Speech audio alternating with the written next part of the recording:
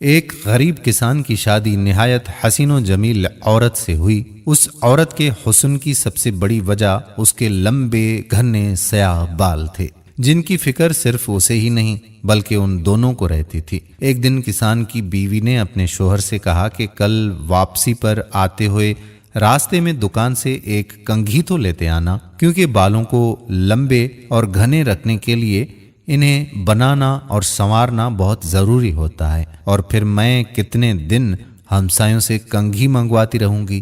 غریب کسان نے اپنی بیوی سے معاذرت کر لی اور بولا، بیگم میری تو اپنی گھڑی کافی دنوں سے ٹوٹی ہوئی ہے، میرے پاس اتنے پیسے بھی نہیں کہ اسے ٹھیک کروا سکوں، تو میں بھلا کنگھی کیسے لا سکتا ہوں؟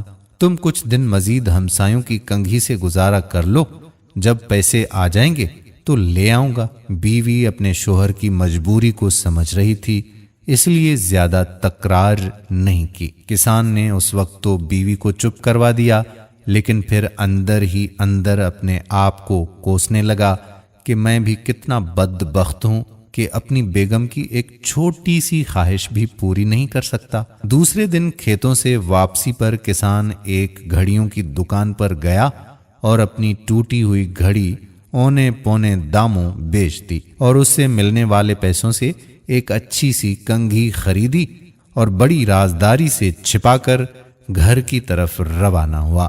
اس نے سوچا کہ گھر جا کر بیوی کو سرپرائز دوں گا تو وہ بہت زیادہ خوش ہو جائے گی۔ جب وہ گھر گیا تو کیا دیکھتا ہے کہ اس کی بیوی نے اپنے لمبے بال کٹوا دیے تھے اور مسکراتے ہوئے اس کی طرف دیکھ رہی تھی۔ کسان نے حیرت سے پوچھا، بیگم یہ کیا کیا تم نے؟ اپنے بال کیوں کٹوا دیے؟ پتا ہے وہ تمہارے اوپر کتنے خوبصورت لگتے تھے۔